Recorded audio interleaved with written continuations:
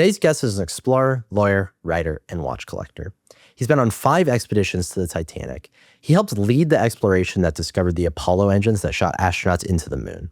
He's also a member of the legendary Explorers Club based in New York City that also counts among its membership some of the most famous mountaineers, explorers, and astronauts. Today, I'm excited to be joined by David Concannon. In addition to all that, he's a practicing attorney with 30 plus years of experience, and he's got a hell of a watch collection. We talk about all of that. We talk about the watches. We talk about merging his passion with his profession. We also talk about his work with Rolex via the Explorers Club, where he's served as general counsel. And he's worked with Rolex to help place watches in the field on actual explorations via the Explorers Club grant. It's a really cool program I was excited to get into. Before we get to my conversation with David, this is the Unpolished podcast here on YouTube and on podcast feeds everywhere. If you like what you hear or you're new here, please give us a like and a follow below. We feature regular conversations with collectors like David, as well as watchmakers and insiders within the industry. Please also subscribe to the newsletter. I'll put a link down below. I send out a twice weekly newsletter about everything watch collectors enthusiasts need to know about the world of watches. I like to cover vintage and pre-owned watches, but I also cover new releases and everything else down there. So give us a like and subscribe. But without further ado, let's get to my conversation with David. You emailed me and you told me that your uncle quarterbacked for the Eagles and then got traded close to my heart to Chicago for Mike Ditka. And you said that because of how close you were to athletes or that they were in your family. They weren't exactly your heroes. Explorers were, though. Do you remember who the first one you were obsessed with was and what you actually knew about them? It was definitely Neil Armstrong and Buzz Aldrin. And the reason was I was a little boy, very little, like 4 years old. And my mother woke me up to watch the Apollo 11 landing. And it's a tiny kid. But I was looking up thinking, there's a man on the moon. There's a man in the moon. These grainy black and white images just kind of captivated me.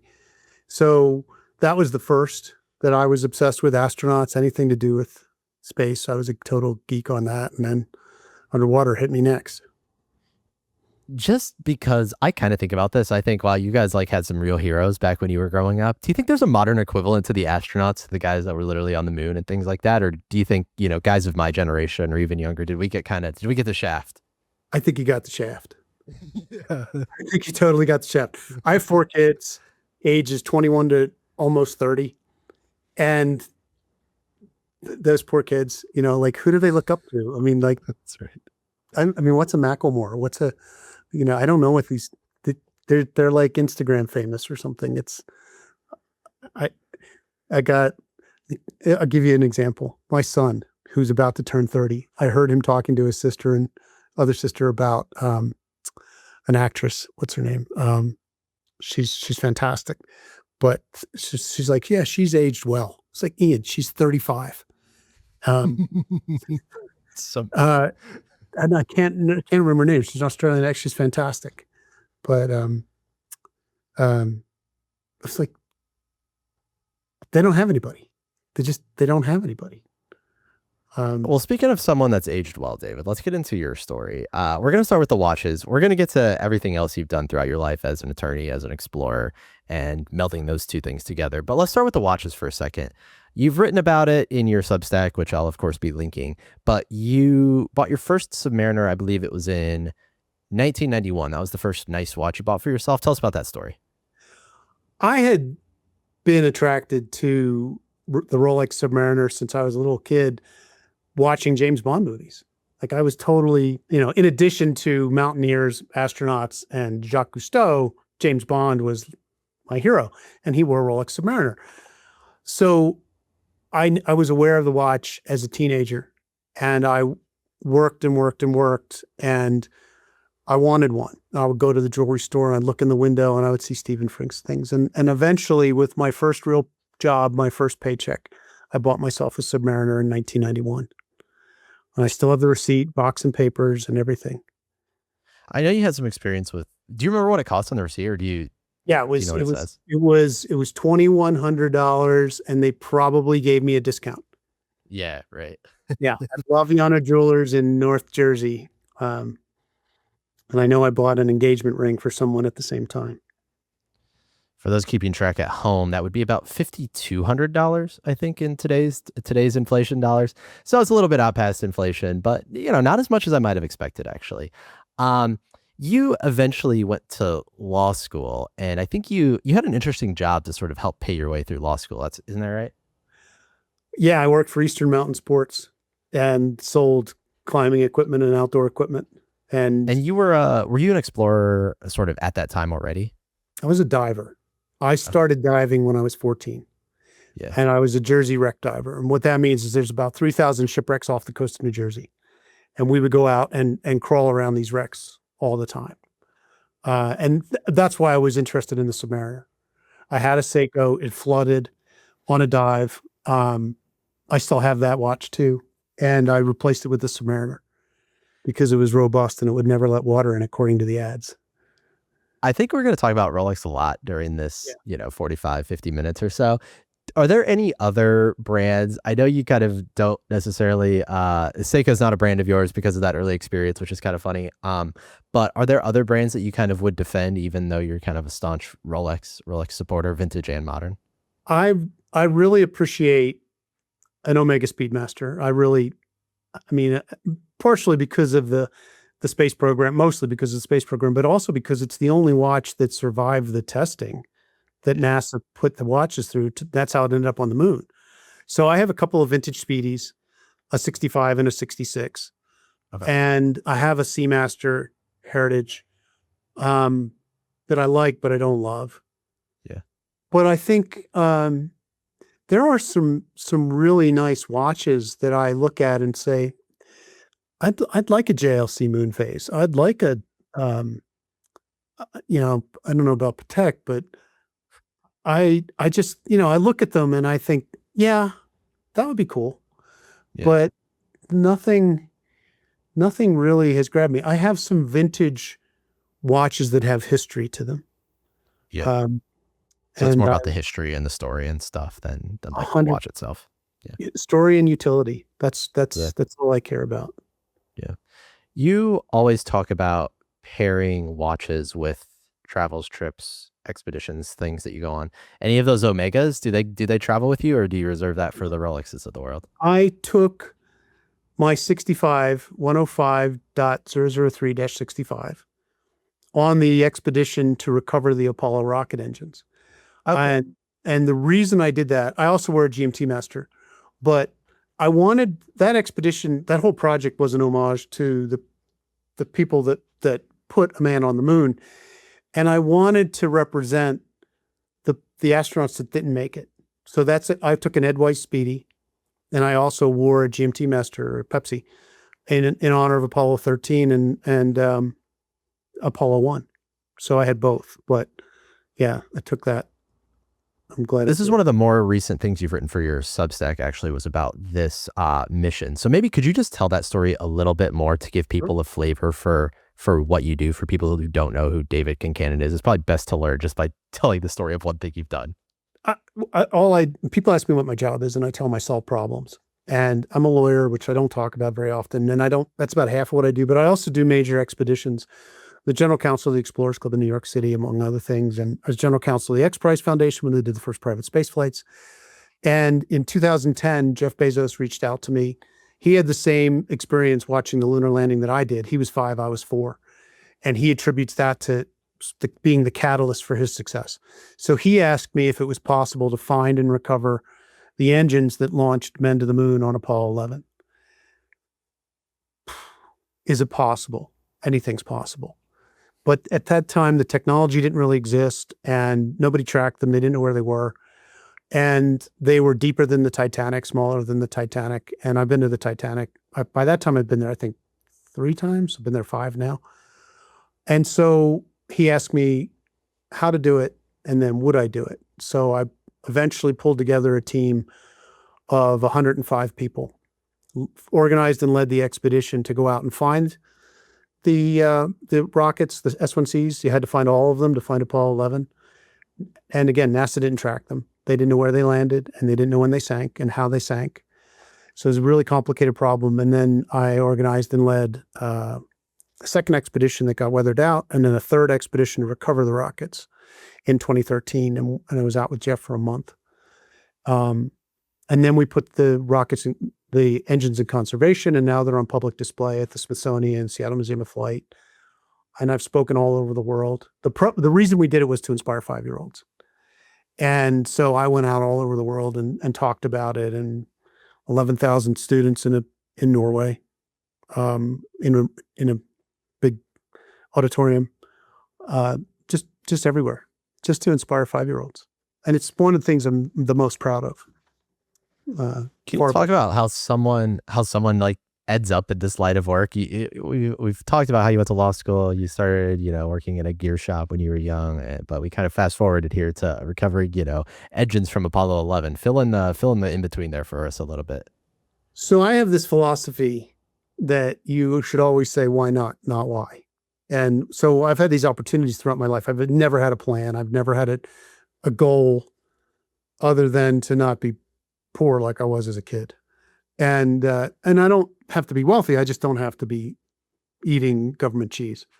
And so I would always say, why not? Not why. I never planned to go to law school. I have a finance degree, and the stock market crashed. So I ended up in law school to ride out the recession.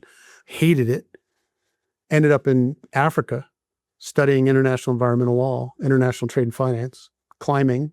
Ended up in Holland. Anyway, I always would be in situations where someone would say, hey, do you want to do this? And the answer was, why not? So I ended up going to the Titanic, and then I went again and again. And Buzz Aldrin said, you should get into space law. We were diving together in the Bahamas. And I was like, okay, Buzz Aldrin, how does a guy like me at the age of 34 get into space law? And he said, I'll introduce you to some people. So that's how I became general counsel of the X Prize Foundation. Was there for the first private space flights. That's how I met Elon Musk. It's how I met the guys that founded Google. It's how Richard Branson, all these, not to drop names, but I just got in the room, and I was the only lawyer in the room and the only one that could solve the problems that they had that were really unique. So I don't have any competition. And when I asked Jeff, how'd you pick me? He said, we asked everybody all over the world, and they said, you got to get this guy, Dave Concannon. He's the only one that really understands it and knows it. And so that's the answer. That's why I went to the North Pole last year, and why I'm going to the Amazon this month, and did a documentary in India and found the oldest. I didn't find it. I was part of the team that found the oldest intact shipwreck in Western Hemisphere. Things like that. Is this the answer? I mean, people are always wondering, merging your passion and your profession. You seem to have been able to do it as well as anyone I've met. What's the answer for you on how you were able to do that? Besides, you just said they're like big in the room, right? But it can't be just as simple as that. You still have to go out there and get it, right?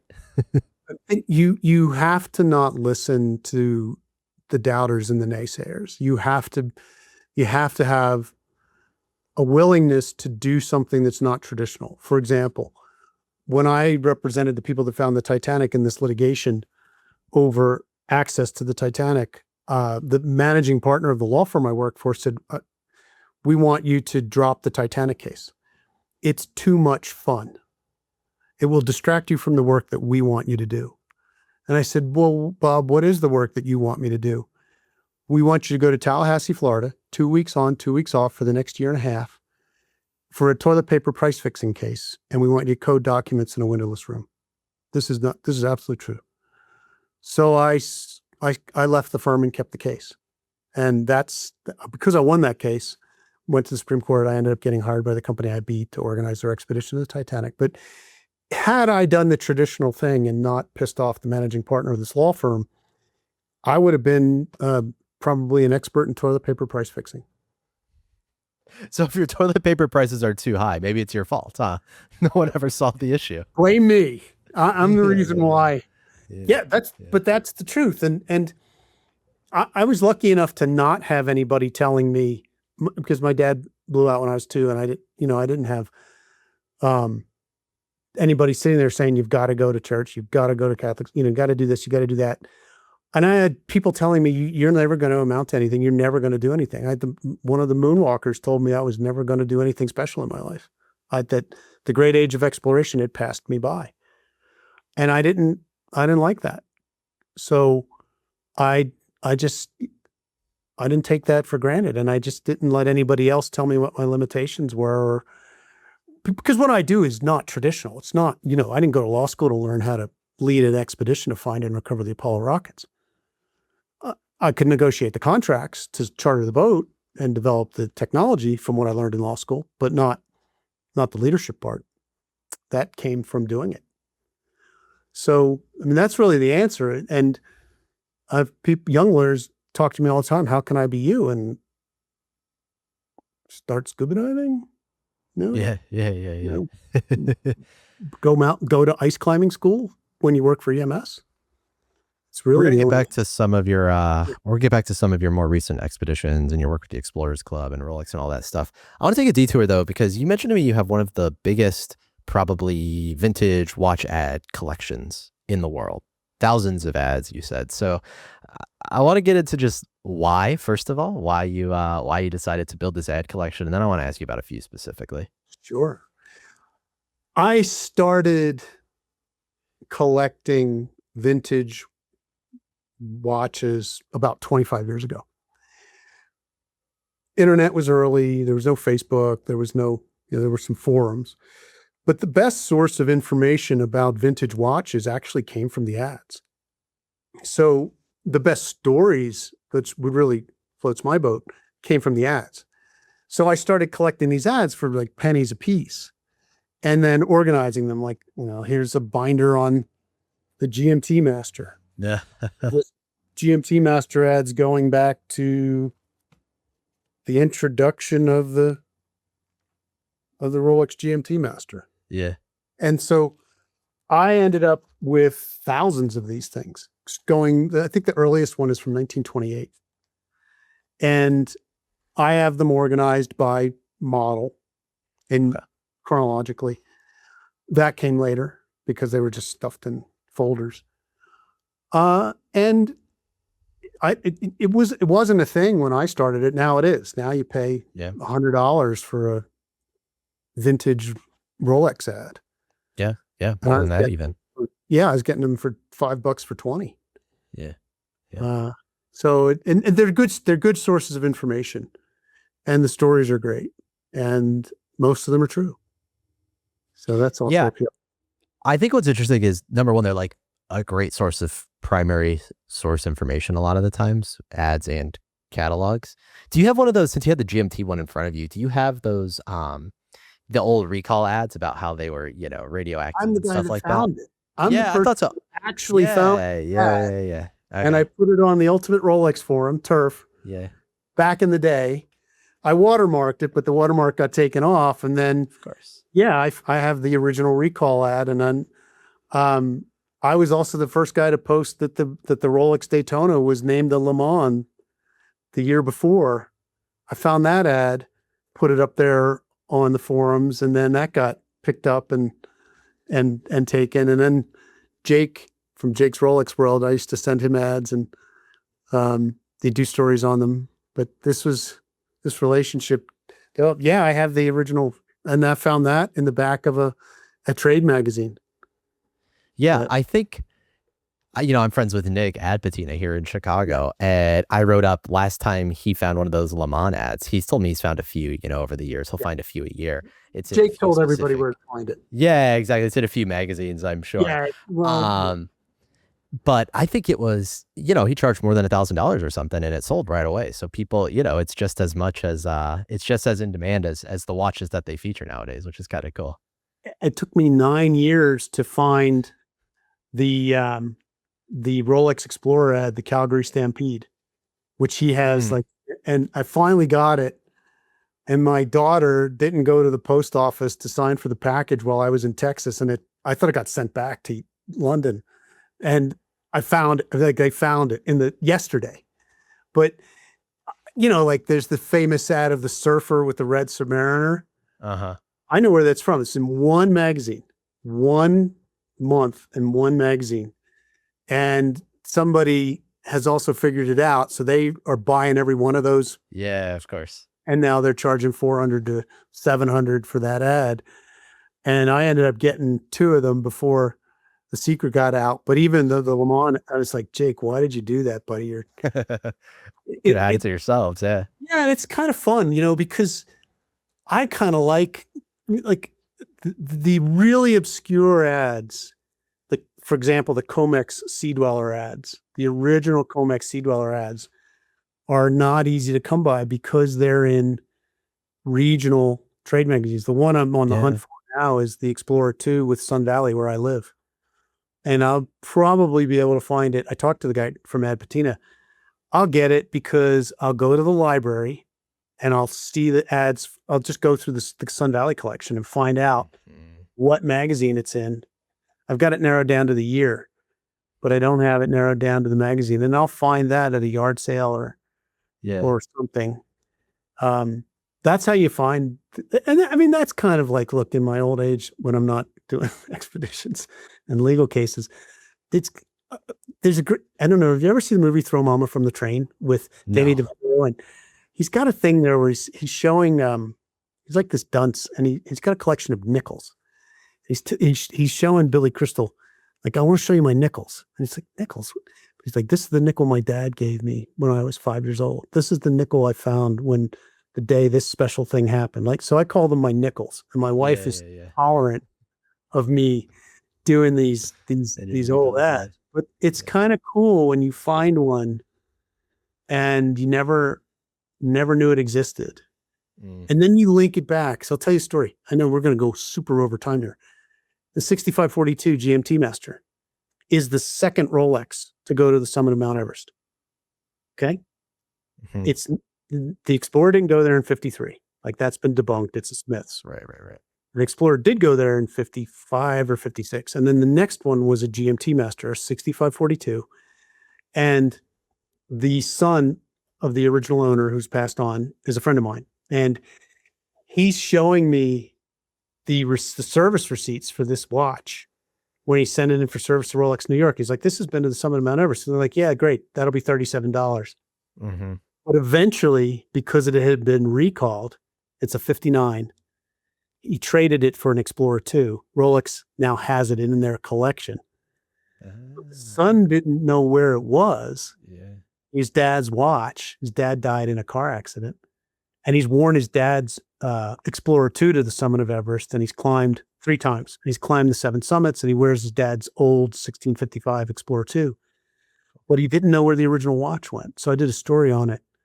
And I talked to Rolex, and they were like, oh, yeah, he traded that to me in my office. And so we solved the mystery of where the watch is. But again, the recall, it got recalled.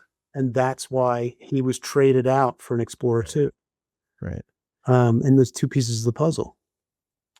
Do you have, since you collect these ads on the first hand, and then on the other hand, you've become colleagues and friends with a lot of the people who are either adjacent to or featured in a lot of these ads, do you have any examples of like just favorite stories that kind of made their way into Rolex ads, or ones that ended up being kind of, let's say, advertising in the true sense of the word, that they like, bend the truth, or there's a bit of puffery involved, and that they, inflate what actually happened, which watch fans have been known to do, all of them. Well, yes, I do, by the way. Yeah, here's the recall ad, by the way. Yeah, this is a famous one. And it says, like, doesn't it say production numbers on it too or something, which is interesting? Yeah. Yes. So GMT Master, a buddy of mine, Norman Baker, was the navigator for Thor Heyerdahl. And he's in a Rolex ad for the Submariner, and they're showing him looking through a sextant. And he was given a GMT Master, and they altered the image in the ad and made it an ad for the Submariner. And he's actually, and if you look closely, you can see the 24-hour hand. But that's a little bit of the truth. And, there's this other one, this other GMT Master ad for Naomi Yamura. And he very famously wore a Rolex Explorer 2, 1655, on his first solo trip to the North Pole. but it stopped because the oils froze and he couldn't use it. So it got switched out for a Seiko at a resupply, but they still use them for the ads. And ironically, they use them for a GMT Master ad. And I'm not aware that he ever had a GMT Master. Interesting. Yeah. And you know, and then there's the whole association with the 53 Summit of Everest. When I actually have, when Queen Elizabeth was coronated, they summited just about the same time. The newspaper, front page is the coronation, page like 3 is a Rolex ad, congratulating the British Mount Everest expedition team on making it to the summit. And on the reverse is a Smith's ad, congratulating them for making the summit. Yeah. And so I have that in my collection, and that's when Rolex found out about Smith's, and that's when Smith's found out about Rolex. Yeah. When they both ran ads in the paper, and they're reversed. If you look at them, the ink is coming through from one to the other. Yeah. And they're just great stories. I want to get in a little bit more to your contemporary modern relationship with Rolex, because I know you have a relationship with them via your membership to the Explorers Club. So I guess we'll start there, actually. For people who don't know what the Explorers Club is, can you give me a brief sort of overview of what it is, what they do? Yeah, it's a 123-year-old organization of explorers. First people to climb Mount Everest, go to the deepest point in the ocean, go to the moon, climb the highest mountains, have all been members. Shackleton, Falcon, Robert Scott, Amundsen, Peary, Hillary, Armstrong, they've all been members. And I became a member. I've been a member half my life. I became a member 30 years ago. I was one of the youngest members in the world in the club. I became their lawyer almost immediately. And they put me in the room with my heroes.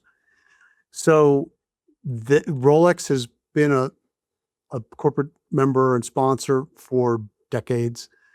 Their relationship with National Geographic predates the Explorers Club, but the Explorers Club is longstanding. So there were years when the club was about to be $10 in the red, and Rolex would give us a check for $11. So we would be in the black, and we would be able to raise funds. And it's very, very close relationship, and it's very valuable. So I've known the folks at Rolex the whole time, and about 9 years ago, there was a program that they wanted to start up where they put Rolex watches on expeditions, and they donated 3 to the club, and they asked me to run the program, and I've been doing that since its inception. And I have a group of real deal explorers that are bona fide explorers that have a connection to Rolex, and members can apply for the privilege of carrying this watch, and they imprint their DNA on the watch, and then it gets rotated and it goes different places. And, you know, I was always pairing my watches to expeditions, and I only had one Rolex for years. I only had one watch for years. And then I won a Rolex in a raffle at the Explorers Club annual dinner. Now I had 2, and that was the end of that. That was a slippery slope. Yeah. That's when you realize. Yeah. They would give a watch and it would be raffled off, and I won the raffle. And that's how I got my second Rolex. And now I don't know how many I have. It's bad luck to count them. And it's not like I have piles of them, but I have more than one.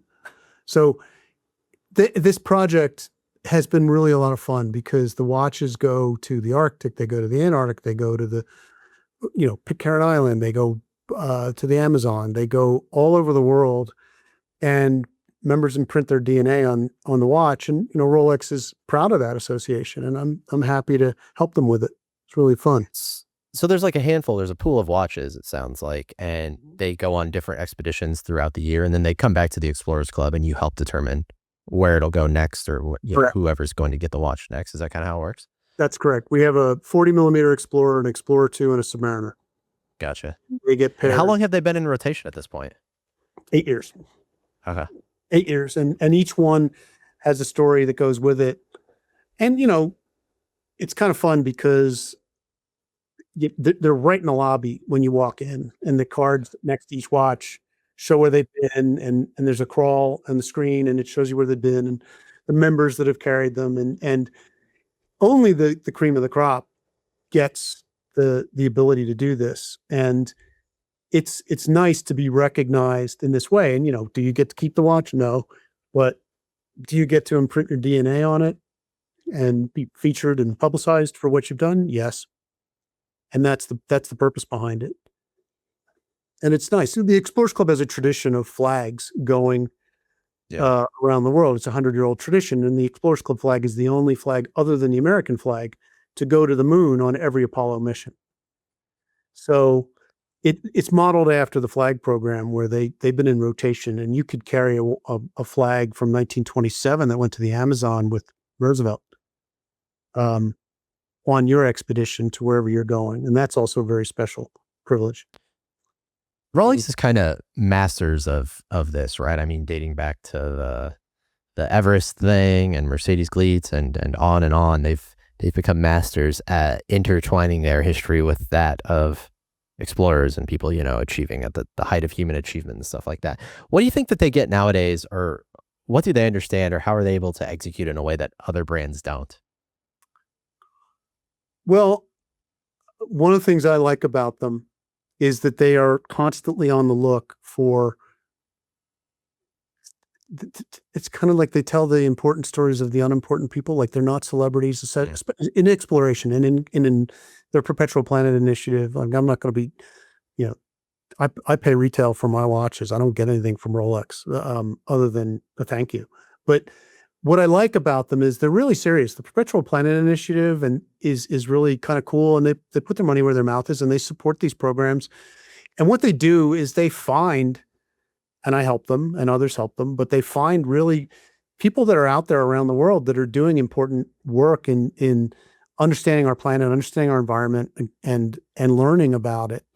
And they support that. They do it quietly, and they do it not so quietly, but they do it in a big way. And it's nice to see them do that. And not everybody can be Sylvia Earle and be in commercials and ads and everything else. But for every Sylvia Earle, there are 20 other young marine biologists or scientists that are studying the oceans that have support from Rolex. Maybe 200. And it's neat. I like that. So when you are in your role as, in the Explorers Club and thinking about like where Rolex watches will go on the next expedition and things like that, what are you looking for as, what would make a compelling sort of story to attach a watch with? Merit, and then more merit. It's not about, there's a saying, there's no I in team, but there's a me. If you come in there and say, I want a Rolex, so it's going to help me raise funding and I can get on National Geographic or something. Nope. If you come in and say, we need to understand the impact of microplastics in the ocean, and we're going to sample and look for and try to determine the health of this place at a sort of a macro level, you can take a watch, right? Sure. And you can tell the difference right away between what's somebody's adventure and what's really, like I have a saying that the difference between an adventurer and explorers, an adventurer goes from here to there and comes back and says, this is what I did. An explorer goes from here to there and comes back and says, this is what I learned. And that's the distinction. So if you're going from here to there and you're going to come back and say, this is what I learned, you're in the running. And it's nice. Any recent examples of that that really drive the point home for you? Yeah, the Boiling River project in the Amazon, where there had been field work at this place where the water boils up into a headwaters in the middle of the Amazon jungle. It's 200 degrees Fahrenheit, 100 degrees Celsius. It's unexplained. The boiling part of the river runs for about 6 miles, 10 kilometers. And there's all sorts of unique microorganisms and biodiversity in this region. Huh. And so the leader, Andreas Russo, was given the watch last year to take to the Boiling River. It's an ongoing project, so he's taking another one this year. I'm going. I recused myself from the consideration of his application. It's an interesting place, and it's an area that's threatened. by illegal gold mining and deforestation. And, it's this conundrum of how do you preserve a very unique place in the world, understand it and preserve it. So that's an example of one of the most recent awards. Pretty cool. And this is where you're going at the end of this month or at the end of the summer, yeah? Yeah, I'm going in 2 weeks. And I know since you like to pair your watches with trips, do you know which one you're wearing? To the boiling river of the Amazon? Yeah, probably you'd never figure it out, but probably I just got the call for a titanium Yachtmaster. I've been on the list for a couple of years. Oh, nice. You wouldn't expect the titanium Yachtmaster in the Amazon. However, functionality is critical.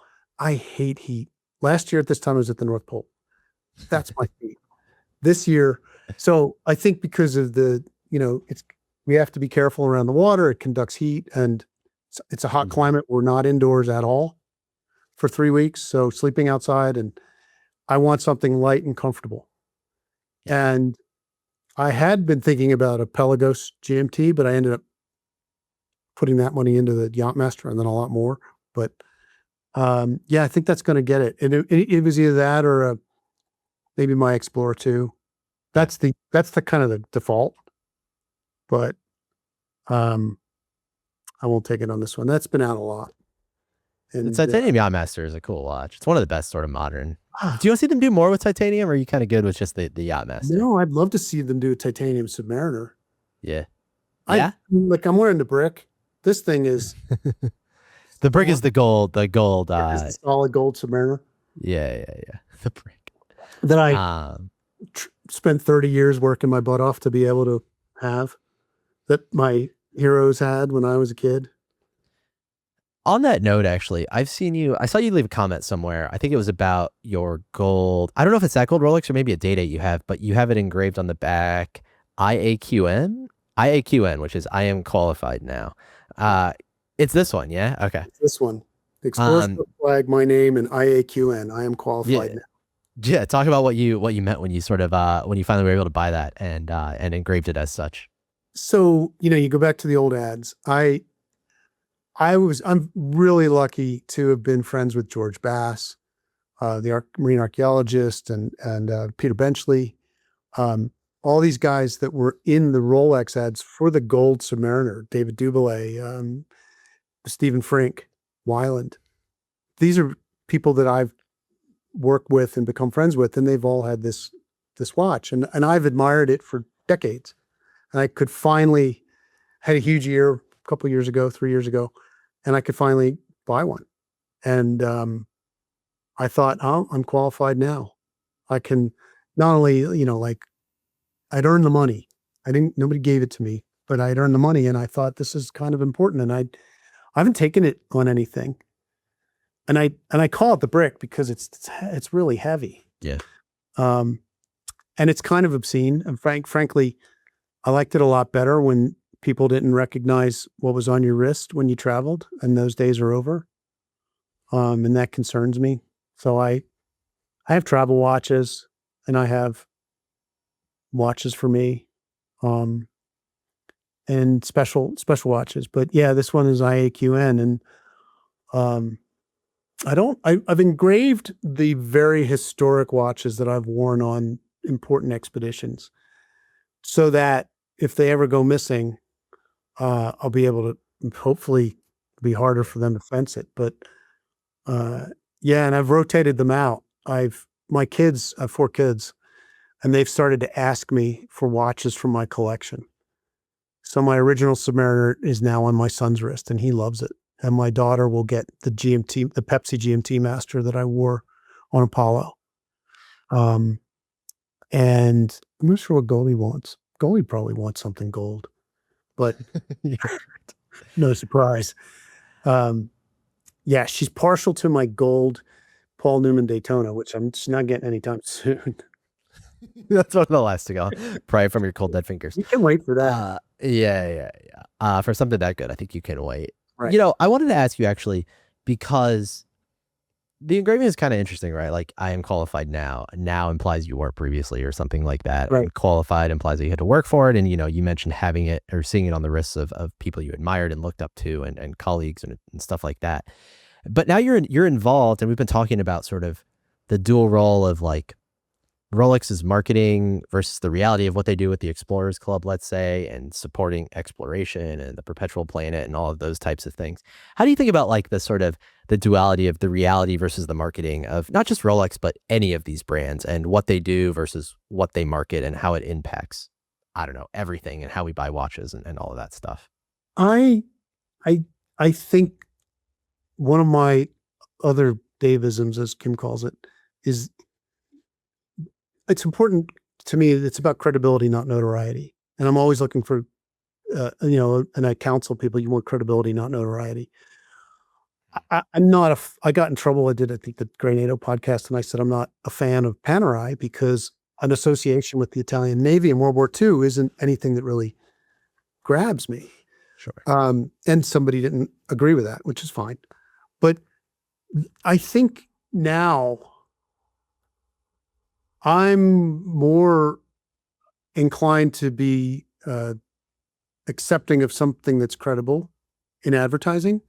And I know the difference. Like, I know who is Instagram famous and who's actually doing the work. So if somebody's featured that's Instagram famous, I'm less inclined to be persuaded by that. But if there's somebody that's actually out there using it as a tool, which is how I started, right? My Seiko flooded, so I replaced it with a Submariner because that's what my life depended on. I'm more inclined to do that. I'm not super thrilled with some of the people that are being featured by certain brands I won't name because I mean, they've achieved something significant, but it's, I don't think it translates. It's like, I went there, came back, and this is what I did. Yeah. Yeah. Well, that's basically what I was going to ask. I think the focus nowadays for the past probably 20 or 30 years has really been on notoriety, right? I mean, in the form of celebrity ambassadors and such. And it's not the same as you were talking about the ads of the famous bull rider. And, I don't think he was a celebrity in the 50s and 60s and 70s. I think he was probably just a guy who had a cool job. But that's not the focus nowadays for the most part, I think, for any brand. Yeah, it's not. And to me, likes are not a currency. Chasing likes is a false currency. And, I speak to kids. I speak to thousands of kids every year. And I tell them that, like, first of all, last person, I'm not going to say which person walked on the moon, but a person who walked on the moon said I would never be able to do anything significant. And I thought that was a pretty bad message to give to a young person. So I try not to be him when I talk to kids and say, look, you don't know me. I'm not that, I don't want to be famous. I don't sign the appearance releases, but I've done these things and you can do these things. It doesn't matter where you were born, the color of your skin, whether your parents are divorced or whether you had money, you can do them. If I can do them, you can do them. So that kind of credibility really translates to me. So to have a role model, like two of my daughters were ski racers. They could care less about Lindsey Vonn. That's like their mom's age, even though she's not. But Michaela Schifrin really matters to them. That's a contemporary. And so, think about that. Although Lindsey Vonn has a lot of grit and earned every medal she's ever won, I find that comparison to be interesting. So I'm seduced by the utility of a product. Any product, whether it's a car, a knife, a watch, a backpack, sneakers, shoes, and less so by the flash. I don't care if Michael Jordan wears a sneaker. I care if it's comfortable. You mentioned it briefly. I wanted you to tell the story about when and why you decided to give the watch the Submariner that you were planning to give to your son, when and why you decided to give it to him, and how it was probably earlier than you might have done it otherwise. Yeah. It was a pretty horrific motorcycle accident. And my son was very small. And his mom came to pick me up on the side of the road where the motorcycle was smoking in a ditch and I was smoking in a ditch to take me to the hospital. I think he might have been 6. And while I'm lying in the hospital bed, all beaten up, he said, "Daddy, you damaged your Submariner because it hit the ground and saved my wrist. It was really beat up. Could you take care of that watch because I'd like to have it someday?" And then I told that story to a friend of mine, Carl Spencer, when we were on a Titanic expedition together, and he was talking about how he was going to give his Sea Dweller to his son Ben, and Carl was killed on an expedition, and his wife was in pretty desperate financial straits, and she auctioned the watch, and I begged her not to, and she sold it, and it didn't go for much, and I was so upset by that I turned around and gave Ian my Submariner, and I think he was 16 at the time, because I figured at that time, if under similar circumstances, that would have happened in my family. His mom would have auctioned the watch, and that really rattled me. And then Ben Clymer heard the story, and we worked together, and thanks to Ben, we found the person that bought the watch at auction, but they refused to sell it back to the family at any price so that it could go to the son. That was kind of like the second shoe that dropped. That was really disappointing. So I've made a point to, now all my kids pick a watch, and they enjoy them now. And so that's my philosophy on it. It sounds like you're mostly buying. Do you mostly buy new watches nowadays? I mean, you mentioned a vintage Paul Newman there, but do you buy more new than old nowadays? Yes. Yeah. I've turned the corner. I collected vintage exclusively in the early 2000s. So I was buying gilt dial Submariners and gilt dial GMT Masters, and for like $1,000 on eBay or less. And then I kind of became more, it's funny, like I'm all about utility. The clasp on my Sea Dweller that I replaced my sub with when I gave it to Ian annoyed me because it was flimsy. And I got a Daytona at the time, and that had a really bomber clasp. But I was talking to Rolex, like, why don't you use this on all your models? And so I ended up, once I started getting into the newer models, enjoying the utility more. The illumination and the clasps are not flimsy, and and so I gravitate towards the more robust pieces and less so to the vintage. And although I have still have several vintage Submariners and things, I don't wear them very frequently, and I've gone more to new watches, and I've turned over the collection to keep the historic pieces for the kids, and I just replaced them with new watches.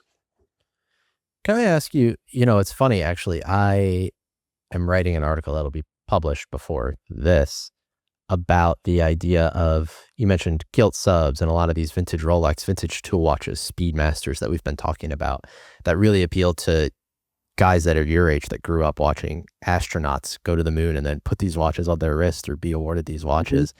They're not as popular as they used to be, or they've kind of flatlined, let's say, over the past, I don't know, like decade almost, as younger guys kind of get into collecting, and oftentimes they get into, let's say, like independence or modern watches or stuff from the 80s, 90s.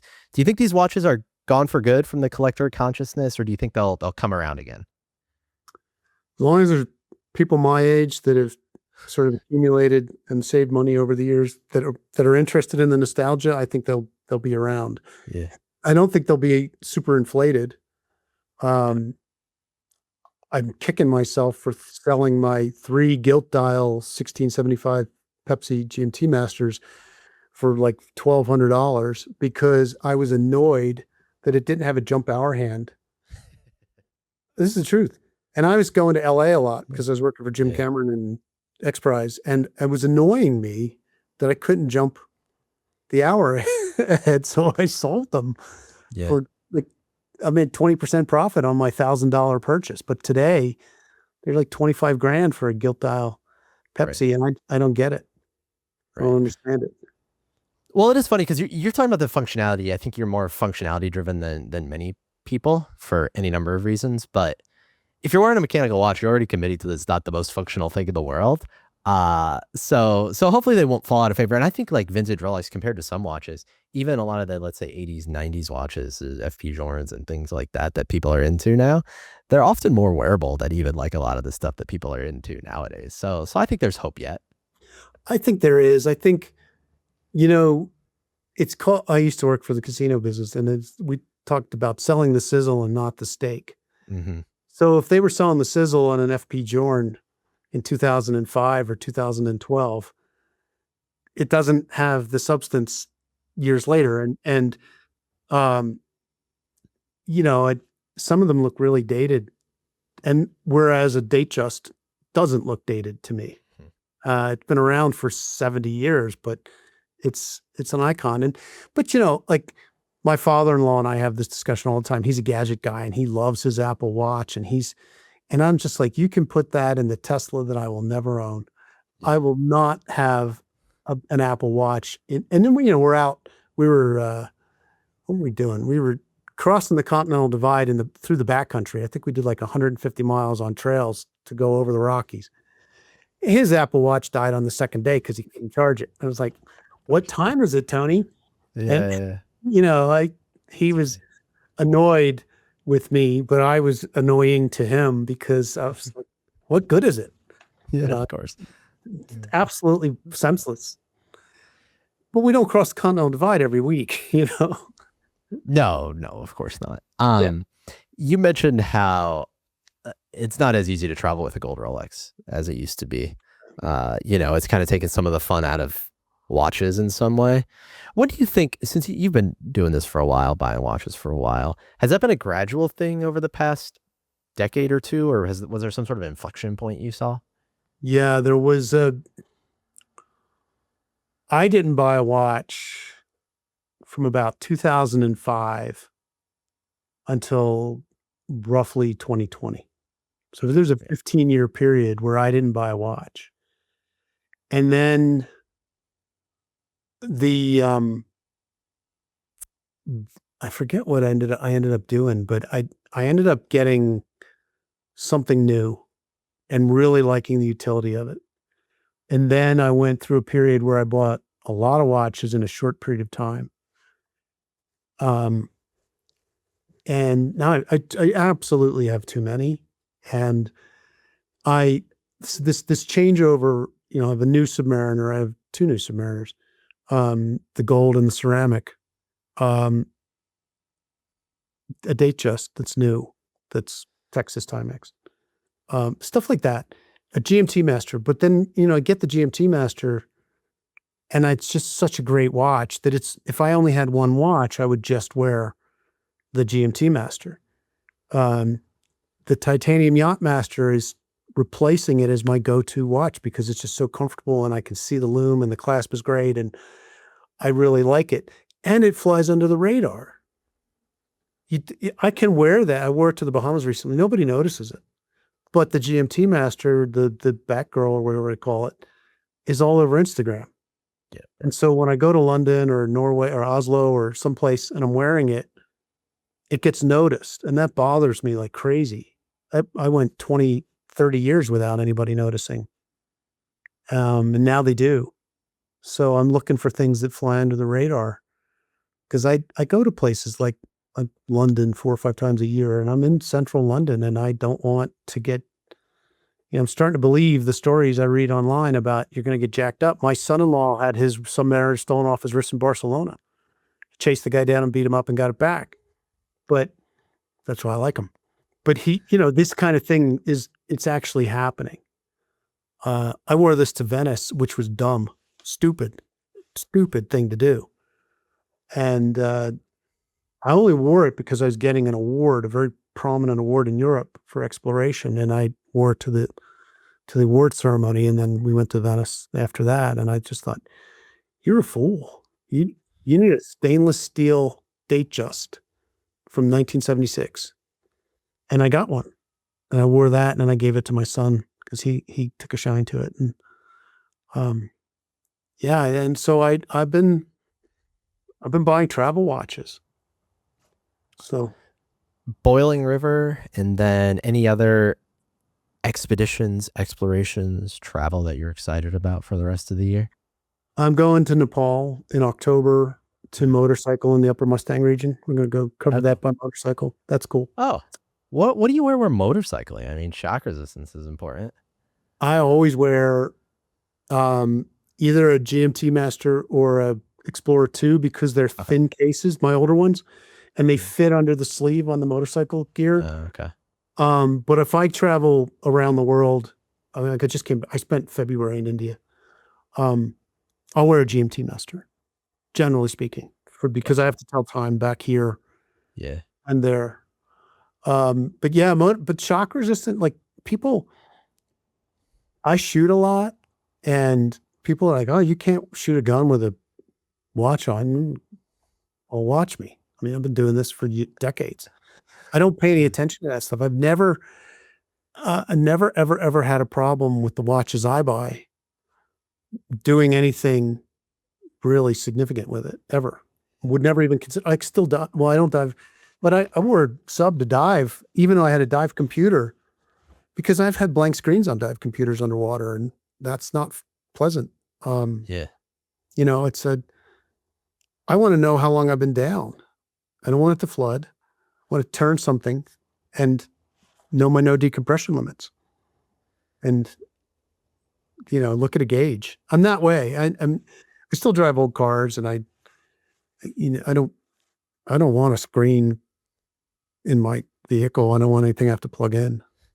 I want something sensible. Well, I think if David Concannon and everything you've done is testifying to the useful or the utility of mechanical watches and luxury watches, I think that gives hope for the rest of us yet that they will continue to be useful in our lives. I think we're going to leave it there for now, David. Thank you so much for all of your time. I'll link up your Substack and Instagram and everything else down below for everyone that's watching on YouTube or listening, and hope to do it again sometime soon. Well, it's been a pleasure, and just getting to know you a little bit, and I hope we continue this friendship.